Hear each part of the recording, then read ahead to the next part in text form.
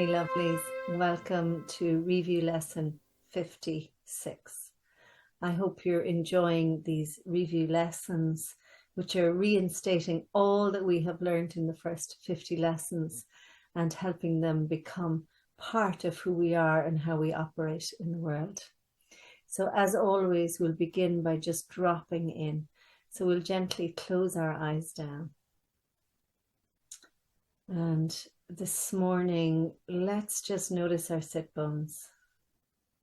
You can even wiggle your sit bones into the seat. Just really allowing yourself to settle. Perhaps dropping your chin a little, just tucking it in a little. And the crown turns up towards the heavens. And we're bowing the head towards the heart so that the mind comes to serve the heart. And then breathing into your heart center.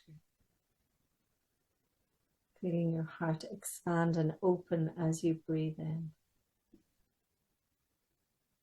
And as the breath leaves your body, just feeling your whole body relax and let go. And breathing in deeply again into the belly. And as you breathe out, gently letting go. There's a relief and a release in that letting go. And this is the rhythm of life.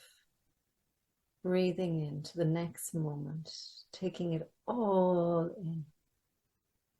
Holding on to and using what's of value. And then letting go of what you don't need. So life is just like the breath.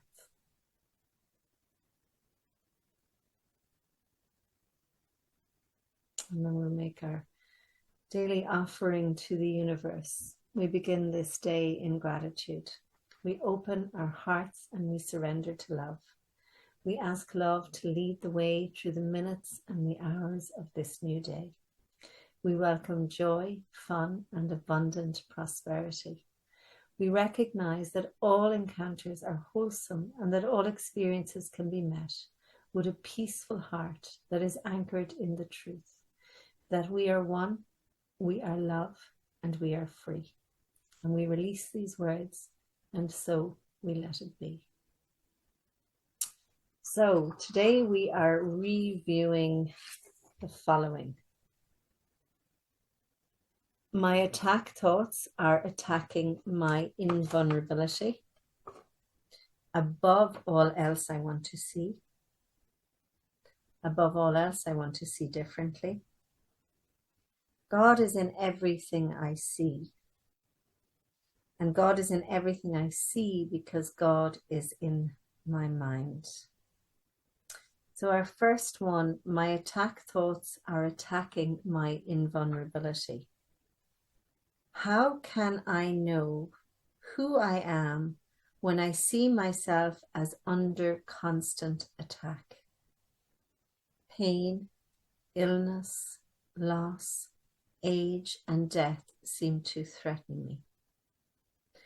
All my hopes and wishes and plans appear to be at the mercy of a world I cannot control.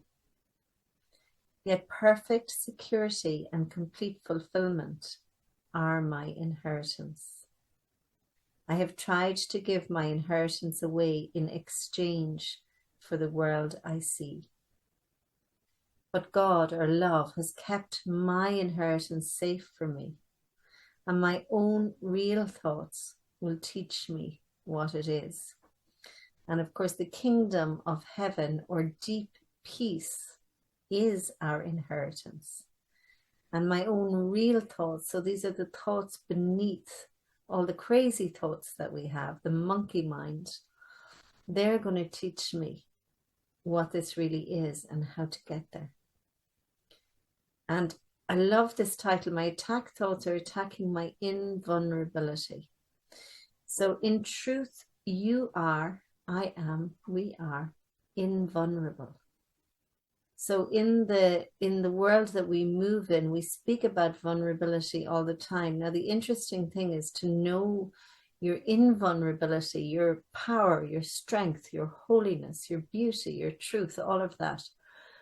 The ego has to become vulnerable. So it seems like there's a slight contradiction, but it's like you have to humble that ego, that belief system that has been reinforced since the day you were born. That has to become humble. That becomes vulnerable, but only so you can know your true self, which is completely invulnerable. So your attack thoughts, so all this stuff you do, all this beating up of yourself, all this berating of yourself, all these sharp toys you play with, all of them attack this idea that you're invulnerable. They block you from knowing that you're actually invulnerable, that you're actually safe, that you're actually whole, that you're perfect, that you're complete. So the next one is, above all else, I want to see. Recognizing that what I see reflects what I think I am. I realize that vision is my greatest need. The world I see attests to the fearful nature of the self-image I have made. If I would remember who I am, it is essential that I let this image of myself go. So we're letting go of this idea that we're vulnerable, that we're susceptible to all the stuff that goes on in the world, because in fact, it's a reflection of our own minds. As it is replaced by truth, vision will surely be given me. So when I'm willing to relinquish what I'm seeing and I'm determined, which is going to be the next one, when I'm determined, vision will be given me. And with this vision, I will look upon the world and look upon myself with charity and love. And I love that word charity. You know, there will be a gentleness, there will be a kindness that I will afford myself. And when I start to look at myself in that way, I will begin to look at others in that way too. Next is, above all else, I want to see differently.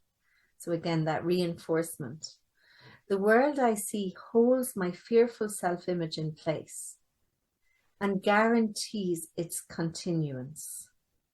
While I see the world as I see it now, truth cannot enter my awareness because there's this big, heavy veil, or you could even say several veils. There's like layers covering it. I would let the door behind this world be opened for me, that I may look past it to the world that reflects the love of God. So above all else, I want to see, and then above all else, I want to see differently. You know, we're really asking for something different, a different experience to what we've had to date, a different way of looking at the world. Our next one is, God is in everything I see. Behind every image I have made, the truth remains unchanged. Behind every veil I have drawn across the face of love, its light remains undimmed. Beyond all my insane wishes is my will, united with the will of my Creator. God is everywhere and in everything forever. And we who are a part of God will yet look past all appearances and recognize the truth beyond them all. And I used to have a teacher, and I may have said this before, but he used to say, if I don't see God in all, I don't see God at all. So that is the invitation, to see God in all and to recognize that behind whatever is showing up, or whoever is showing up, and whatever behaviors are showing up, that behind all that, there is a love. God is in everything I see because God is in my mind.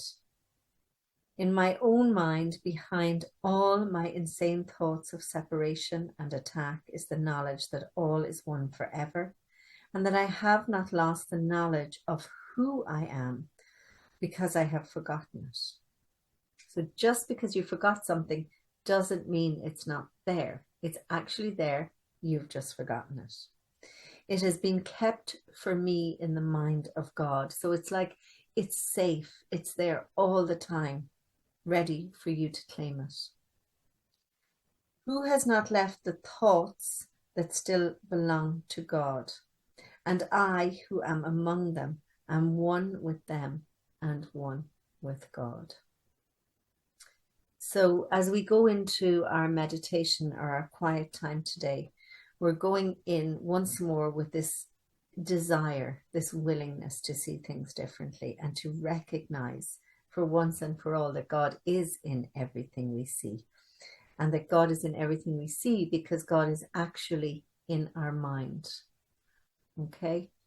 And we get to choose, like we are the kings and the queens of our own kingdom, and the kingdom is our mind.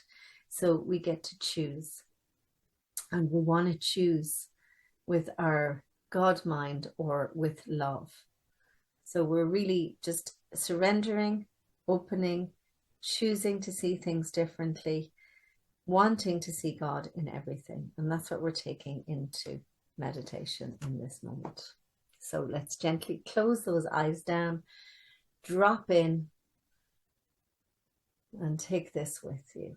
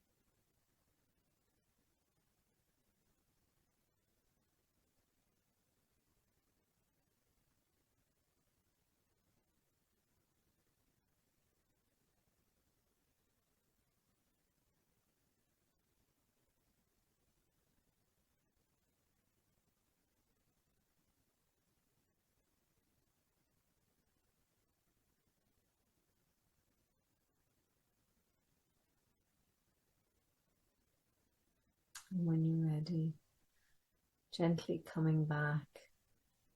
And I invite you to move through this day knowing that you are holy, knowing that you are perfect, that you are pure, that you are complete. And so is everyone that you encounter on this day. My heart to you is 1,000 blessings.